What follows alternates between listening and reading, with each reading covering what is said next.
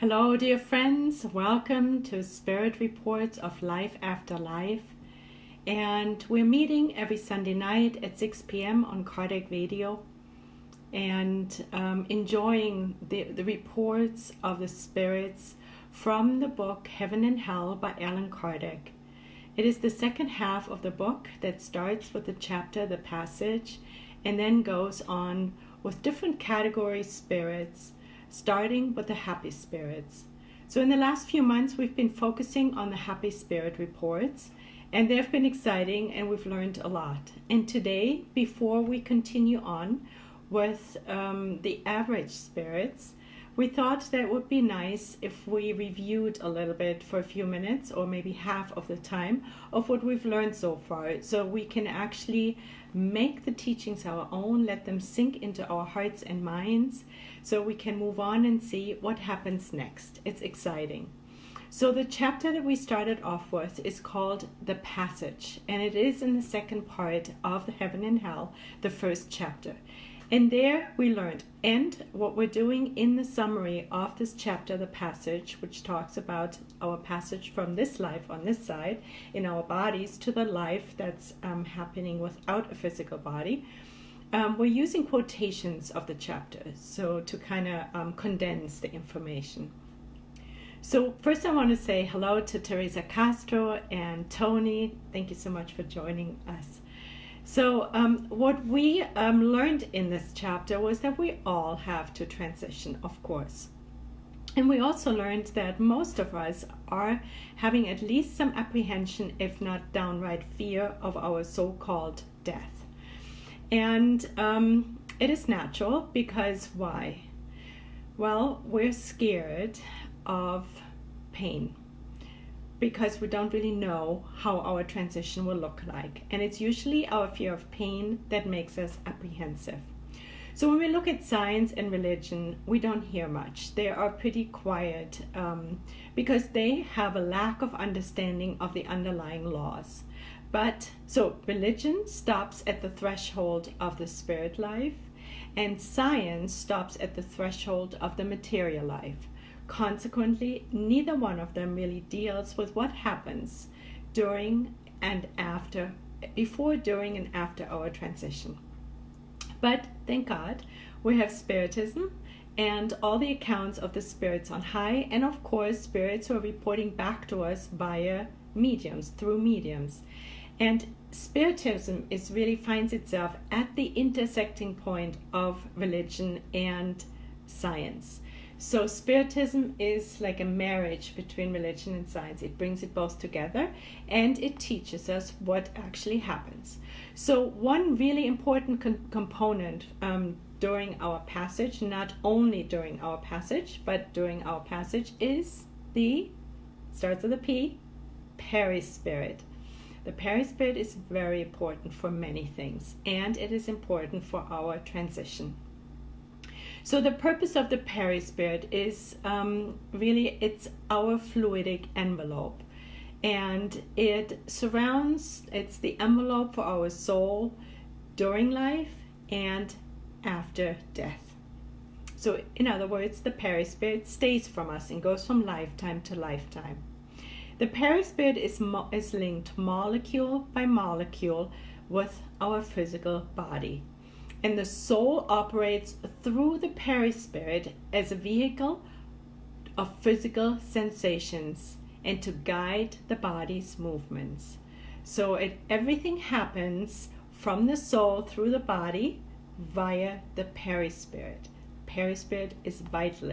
Without the perispirit, the soul would not be able to connect to the physical form, because the physical form is so much more dense than the soul, and the perispirit is the intermediary. So the mechanisms of the passage is as follows. So once the organic life, namely our physical form, has had its extinction, it separates itself. So the extinction of organic life creates the separation of the soul from the body. So it is our organic life, our bodies, the organs in our bodies that don't work any longer. And that is what creates the separation of our soul from our body. And that is via the breaking of the fluidic connection. And so in other words, our perispirit separates from our physical form. The perispirit and the soul together, but it's really the perispirit that's connected to our physical form, separates itself from our bodies. So the perispirit disengages, consequently, molecule by molecule from all organs. And that, we can imagine, is a process.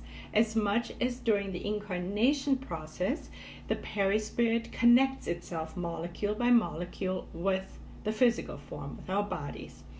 So the painful sensations that we talk about during our death is experienced on the soul level. And they result from the number of points of contact between the body and the perispirit. So the more contact points there are between the body and the perispirit, the more difficult the transition will be. The less points of contact there are at the moment of transition, at the moment of our so-called death, the less points there are, the easier the transition will be. So the transition has another crucial phenomena. And so on the one hand, we have the pain level depending on how many contact points there are between the perispirit and our physical form. And we are also having the phenomena of the state of confusion, as you may remember. So that's a secondary thing. So this state of confusion can happen before, during, and is, however, mainly happening after the transition. And it's a form of numbness that the soul experiences. It's also called a state of catalepsy. And it is very frequent among us earthlings discarnating. And it may last from a few hours or a few months, even to many years. And that all depends on the state of evolution of the spirit. So both the strength of the connection of the perispirit and the body, and the length of the state of confusion, depend on the soul's moral state. It depends on our moral development. So to turn this around, it is up to us, our moral development, our inner work we've done, whether our transition will be prolonged and more painful, and whether we experience a lengthy or not so lengthy state of confusion. All right? So I invite you friends, Renata Casadei, welcome dear friends, and I invite you friends to make remarks, ask questions, because I know this is a lot of information that we whip through, and we only whip through it so fast because we've actually discussed all of this at length, I want to say maybe 3 months ago. So it should be all on the Cardiac Radio website. You should be able to find it. And of course we invite you to read the chapter which is called The Passage in the second half of Heaven and Hell. So Ellen Kardec gives us 4 circumstances of death that result in different levels of pain. So the first one is when the disengagement of the perispirit has already completed at the time of extinction of the organic life. So in other words, when there are no more contact points between the perispirit and the physical form, there will be no pain for the soul. It will be easy. There is no more connection, right? And this usually happens when the spirit had detached its thoughts from earthly matters. So linked very highly and strongly to God, not being very materialistic in its outlook and approach. So really a dematerialization of the thoughts and life. In that case, the transition will be very easy. The second case is when the union of the perispirit, the organic life, is weak. So before we said it's non-existent anymore, now it is weak. What happens? The transition is very easy. Not quite as easy as if all the contact points have already been dissolved, but it is still a fairly easy disengagement. The third case is there is no disengagement of the perispirit when a rupture occurs. And in that case, the transition, the passage is very painful. So examples for that is somebody who lives a very intensely materialistic life with no education about transition, with thoughts or beliefs of nihilism, that there is nothing that happens after the body dies. It's also in cases of accidents, when there is no preparation, suicide, or murder. So at that moment, there is a very quick disruption, and of course, there was no preparation to disengage the perispirit from the physical form. And the fourth and last circumstance that Allan Kardec presents us with is if after the cessation of the organic life, there are still several points of contact. Then, so in other words, life of the body has stopped, the soul is already disengaged, but there's still points of contact. There's a lack of letting go. And in that case, the soul feels the body often decomposing. So if the soul is still very closely connected to the physical form, again, most likely because of a materialistic outlook during the lifetime, or, a sudden shock-like disruption, then the soul might hang around and feels the decomposition of the body, which we learn later on in some of the spirit cases is not a very pretty picture. But we're not there yet. So in summary, the summary of the summary is the more the spirit clings to the corporeal life, the slower the disengagement of the perispirit is from the body. The more painful, consequently, the transition will be, and the longer will be the state of confusion. So the speed of the disengagement, in other words, depends on our moral development. Whether our passage is easy or difficult depends consequently on us. So it is completely in our hands whether we have a more difficult transitional passage or not, because today we can work on our moral transformation, right, friends? So what can we do? We know we work on our moral transformation. So number one is education. So education is both the intellectual education, so that we understand the mechanism, that we understand what's happening, that we understand what the perispirit is and how the connection happens, and more. So we're educating ourselves intellectually. But as we know from the book Thought is Life by Emmanuel, there is always two wings for our advancement. One is the intellectual studying advancement, but there's also the moral advancement, and that is where we can work on ourselves, understanding the role that Jesus played on this planet, understanding the Beatitudes, understanding Jesus's teachings, understanding what the spirits on high, the good spirits, brought to us on planet Earth through the wonderful mediumship of Chico Xavier and Divaldo Franco and more. So, but particularly those two in Spiritism.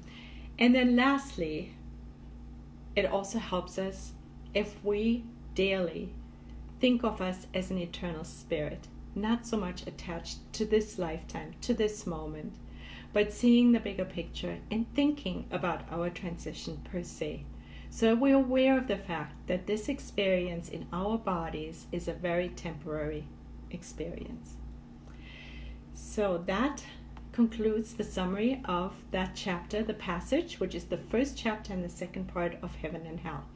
I want to say Renata Casadei, we said hello, Lisa Teles, thank you so much for joining. It's a pleasure to have everyone of you here. It's more fun that way.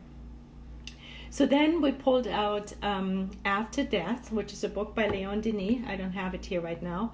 But in chapter 33, The Life of Space, chapter 34, Errant Souls, and chapter 35, The Higher Life. So you may look at those chapters, and we're just picking out a few quotations.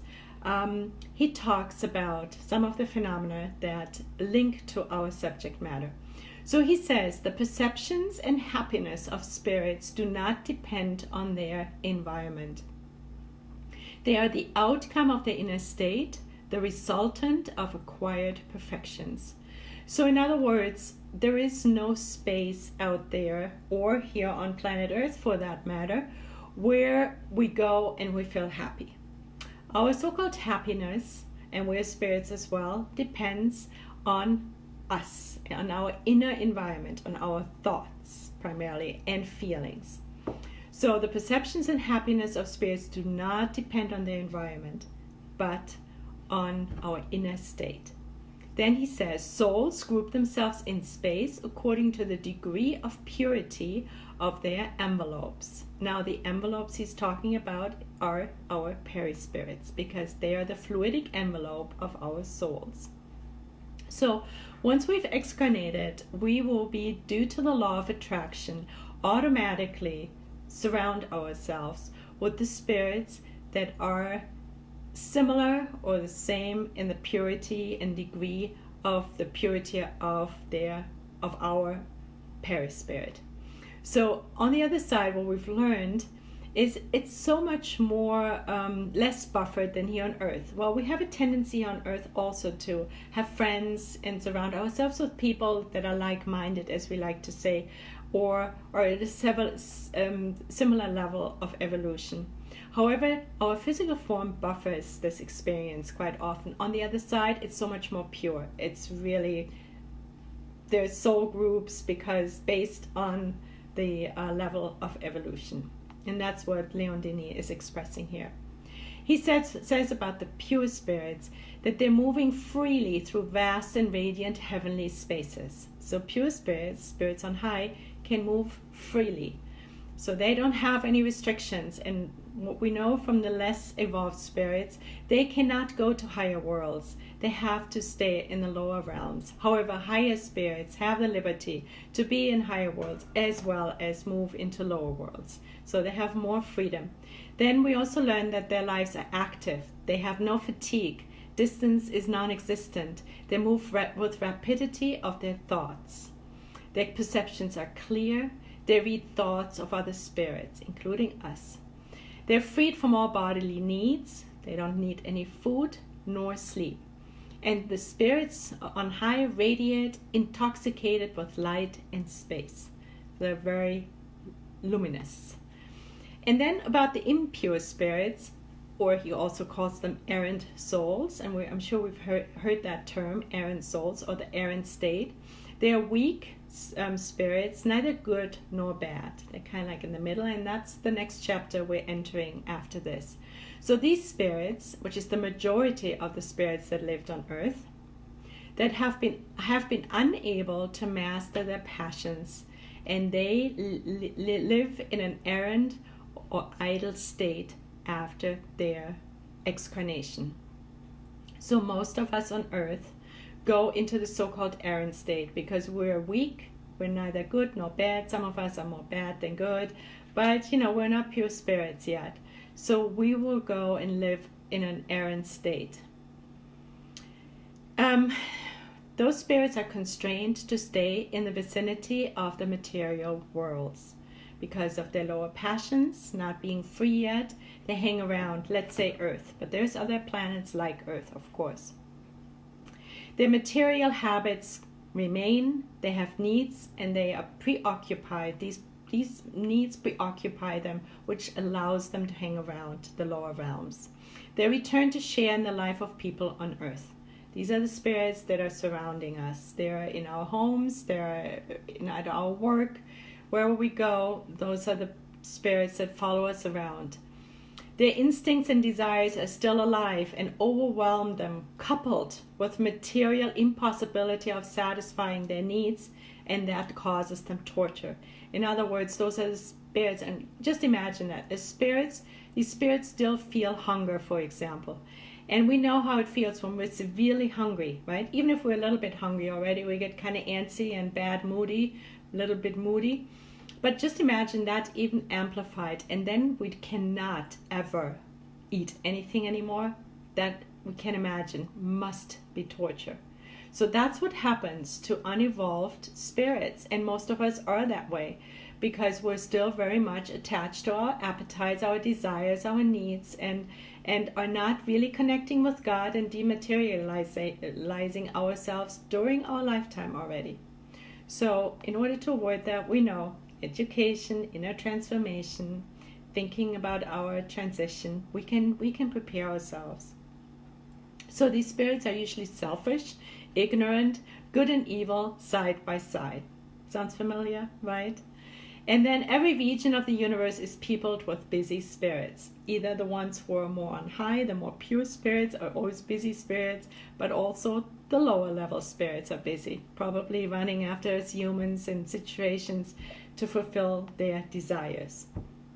And of course, there are those who cause obsessions that then hang around us because they're holding a grudge. So it's a big picture. So we studied the happy spirits up until last week, and I want to just quickly summarize what we've learned. So what we learned from the happy spirits is how to be, what we can do to facilitate our transition and to live a happy life on the other side. From the less evolved spirits, which we're starting later on, we will be learning pretty much primarily and increasingly what we shouldn't be doing. Right? So it's a reverse study. It's interesting because the camera goes on different aspects. So the happy spirits taught us to always, always love God, and love God above all else and our neighbor as ourselves. So loving God is like the most important thing. And it's kind of a pattern that weaves itself through the stories. And then they also tell us, of course, to love our enemies, to forgive them, to return good for evil.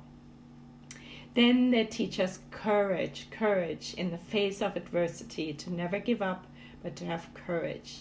They also stress resignation. We learned in the gospel according to Spiritism, that resignation is the surrender of our hearts. Obedience is the surrender of reason, and then the resignation is the surrender of our hearts, which is even deeper. And then they stress charity, and in particular, and we know that the definition of charity is benevolence, indulgence towards the imperfection of others, and forgiveness.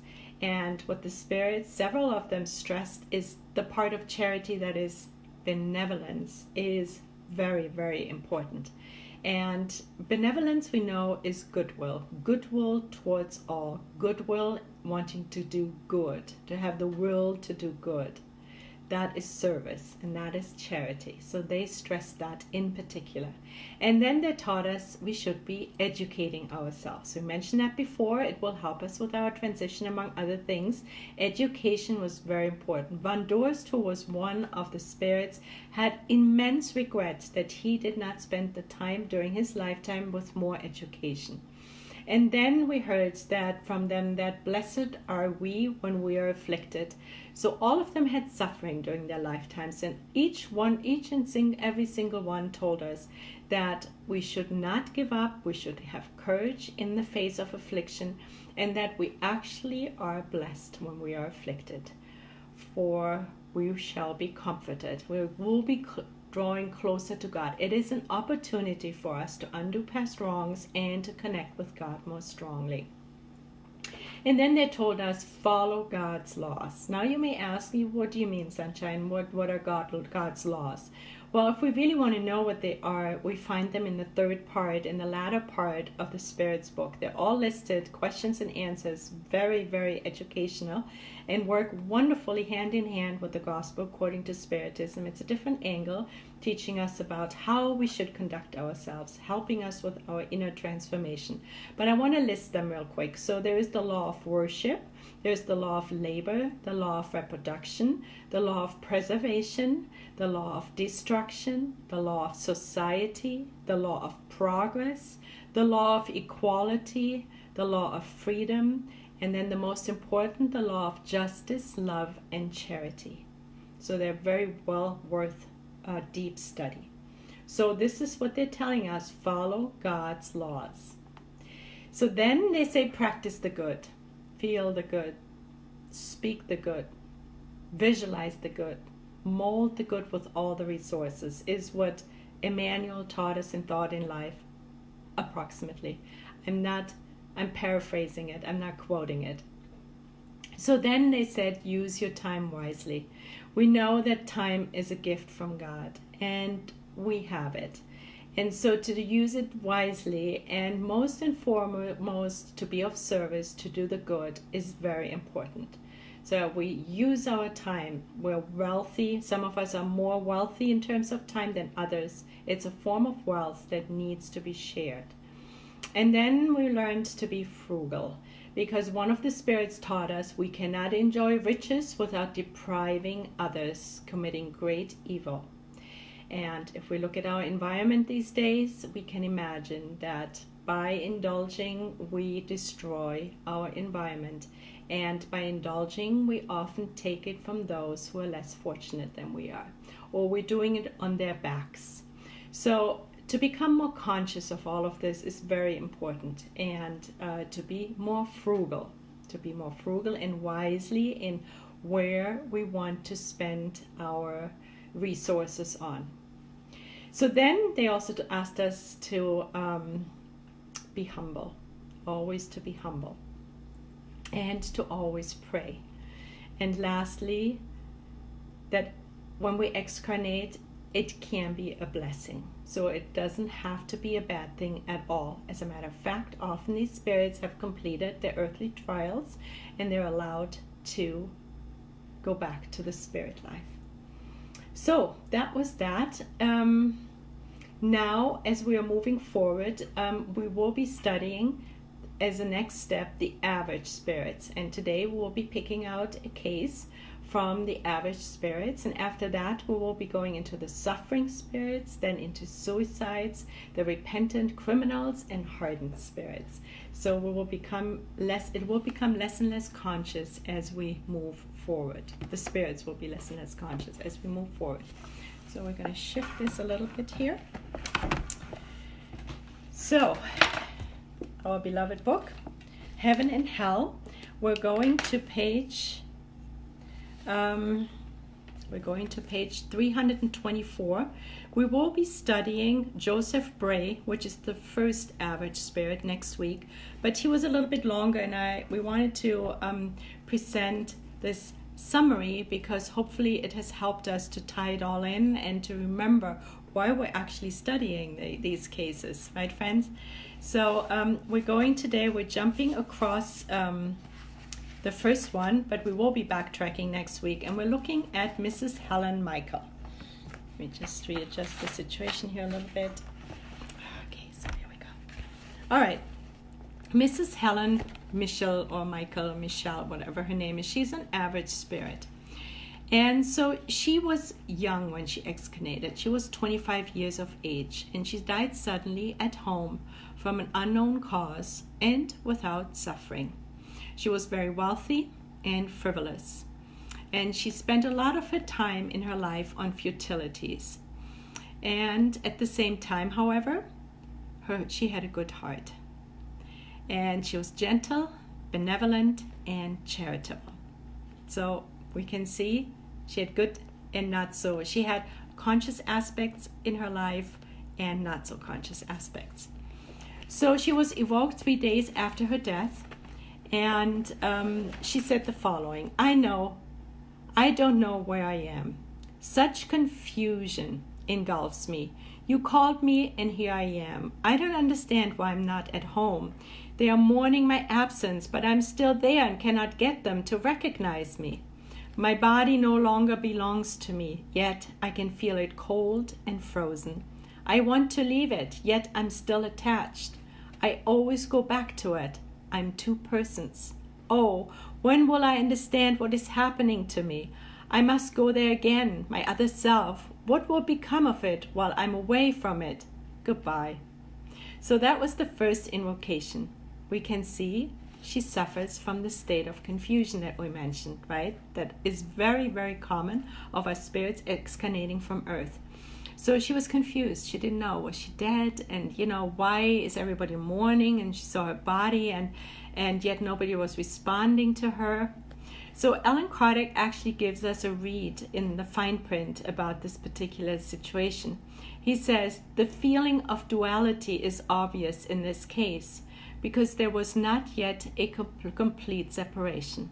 So the separation he's talking about is the one that we mentioned earlier of the perispirit from the physical body. Her fickle character and wealth enabled her to satisfy all her whims and thus encouraged her tendencies towards frivolousness. We may remember that we talked about it last week, that the life of a wealthy person can be a lot more challenging and difficult. Why? Because when we have everything, we tend to not work on our inner transformation, and we tend to be selfish and hold on to it and see life as a party. So she was endowed with wealth, and what did she do? She didn't use it very wisely, it sounds like, but she became very frivolous. Hence, it is no wonder that her separation was slow, to the point that 3 days after her death, she still felt tied to her corporeal envelope. So even 3 days later, she was still attached to her body. However, since she had no serious vices and deep down was a good person, this situation was not severely distressing and did not last very long. So you see, there is the good and the bad in her. It's like the typical situation, as we said earlier, of the not so perfect spirits that end up in an errant state. They're good and bad. It lives alongside in one spirit. And I'm sure we recognize that in ourselves, right, friends? So her saving grace was her good heart. And she didn't really have any serious vices. But otherwise, she did experience that state of confusion. And then 3 days later, she was evoked again. So 6 days now after her death, and she was not confused anymore. And we're not going to read the whole case, but she realizes that she wasted her time during her lifetime. She says, I will ask God to grant that I may return to the earth, for I must make up for the time I wasted during my last existence. May your faith uphold you, my friends. Trust in the effectiveness of prayer, especially when it comes from the heart. God is good. So let's pause for a moment. There's two aspects. She says she has regret because she wasted her time. And that's what often happens. Once we excarnate and we have a better view on our lifetimes, we realize what we haven't done so good. And she wasted her time. And if you remember, the good spirits, the spirits on high, the happy spirits from the first part of this book taught us to not waste our time, right? So this is our invitation. And we may reflect it upon ourselves. So I invite us all to ask ourselves, are we wasting time? Are we still wasting time? To what degree are we wasting time? Where could we use our time more wisely? On a scale of 0 to 10, where are we? And I invite you to take that into the privacy of your home, into your heart. And maybe tonight at your nightly review, ponder that question and meditate on that. And possibly make some amends in that direction. And I'm including myself in that. I will do the same to see where we can use our time more wisely. So then she says, trust in the effectiveness of prayer, especially when it comes from the heart.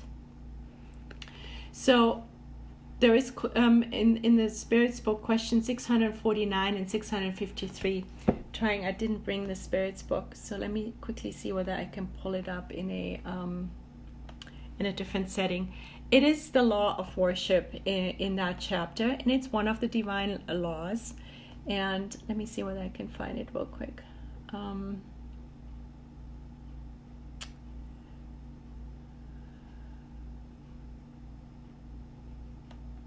think we found it. Let's see. If you want to look it up, question 649 is the first one. What does worship entail? That's the question. So prayer is a form of worship, and prayer is covered in the Spirit's book in the third part under the divine laws, under the law of worship. And question 649 is, what does worship entail? Alan Kardec asks. And the answer from the spirits on high is, Worship is the lifting up of our thoughts towards God. Through worship, the soul draws nearer to its Creator. So worship is using our thoughts to connect with God. And then when we go to question 653, he asks, does worship require outward expressions? Do we need to do any rituals or, anything that's outward expression? And the answer is true worship comes from the heart. Comes from the heart. In all your actions, always remember that the Lord is watching you. And this, now we go back to Mrs. Helen, and she says, trust in the effectiveness of prayer, especially when it comes from the heart, friends.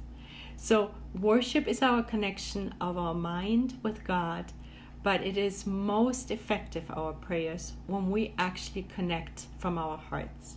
When we connect from our hearts with God, our thought and our hearts with God. Because a lot of people speak, just move the lips, right? And we don't want to do that. It's really feeling the prayer. So then she says in the last part, the question that she's getting is, was the state of confusion difficult? She was asked. Remember, she had this state of confusion where she didn't know what she did and why was nobody responding to her. And so was it difficult, that state? And the answer, she says, is no, I didn't suffer. I thought I was dreaming and was waiting to wake up. It's funny that she's saying that, but in a way it sounded like she was suffering, right? She was definitely confused. My life was not without pain, she says, because every incarnate being in this world has to suffer. Isn't that correct? My resignation, surrender of her heart to God's will, was taken into account. So here we see that it was her good heart, her connection with God from the heart, her resignation to surrender to God's will, her surrender of her heart to God's will, outweighed her frivolousness in her life. And then she says, I'm thankful to you for your prayers. They helped me to come to myself. Thank you. I will be happy to return anytime. Farewell, she says. And again, prayers, dear friends. She is thankful for the prayers that were said for her because they helped her through this. So there is another aspect that we can actually help spirits who are passing on or have been passed on with our prayers. We can help in the process. And we can even do that long distance with people or groups that are excarnating that we don't know. Our prayers will always be helpful. And in closing, we want to quote Mahatma Gandhi. He said, in prayer, it is better to have a heart without words than words without a heart. Isn't that beautiful? In prayer, it is better to have a heart without words than words without a heart. And then Euripides Barçanolfo in The Moment of Harmony, which was a study we've done that actually Dr. Vanessa Anzalone did on Cardiac Radio. I think it was a couple of years ago. I could be mistaken, but I'm sure it can be pulled up. I picked a few quotations out of that because there was a chapter on prayer, and it was beautiful and very poetic, and it touched me deeply. He said, this is a quotation, prayer is the sun of the soul, vivifying and illuminating the road of salvation. Isn't that beautiful? I say it again. Prayer is the sun, S-U-N, of the soul, vivifying and illuminating the road of salvation. And then he also says, be like the flower, shedding the scent of your soul, benefiting all. So through prayer, so friends, isn't it wonderful? Let us be like the flower, shedding the scent of our soul, benefiting all. It is so beautiful, right? And the more we connect with God, the more we do the good, the more our soul scent will be benefiting the good. The scent is like a perfume. This is the perfume of our soul. Will be more beautiful and powerful. And he also said, prayer is the key to your path towards God. It is that heart-to-heart connection. And then lastly, Rudolf Steiner, who is the founder of the Waldorf schools, he said, prayer is when you talk to God. Meditation is when God talks to you. Yes, friends, we cannot go wrong with prayer. So in closing, and to stay with the theme of prayer and doing the good, being charitable, always looking how we can improve other people's lives and also our lives through giving. Tonight, we would like to say the prayer of St. Francis. And I invite you, if you can, to close your eyes for a moment, to take a deep breath and just lean back and allow this prayer to wash over you, setting the stage for the week to come. Lord, make me an instrument of your peace. Where there is hatred, let me sow love. Where there is injury, let me sow pardon. Where there is doubt, let me sow faith. Where there is despair, let me sow hope. Where there is darkness, let me sow light. And where there is sadness, let me sow joy. O Divine Master, grant that I may not so much seek to be consoled as to console, to be understood as to understand, to be loved as to love with all my soul. For it is in giving that we receive. It is in pardoning that we are pardoned. And it is in dying that we are born to eternal life. Dear Mother, Father God, we thank you from the depth of our hearts for these beautiful spirit accounts, for this wonderful book, Heaven and Hell, for Ellen Kardec's beautiful service to this world, so that we 150 some years later are still benefiting and growing and learning and preparing ourselves for our own transition in the most beautiful and rich way. And we're looking forward to this week to come, to renew our commitment to love God above all things and our neighbors as ourselves, to be benevolent, indulgent, and forgiving, and to be always of service. And with this and so much gratitude, we humbly ask for permission to close tonight's study session. And so be it. Dear friends, thank you so much. Yes, it is my most favorite prayer too. Ivan Madeiras, thank you for joining. Thank you, dear friends. Have a beautiful week. And so God willing, we'll see you same time, same place next week. And this time we will be continuing with the mediocre, with the spirits that are not yet transformed, completely transformed. Thank you so much. Good night.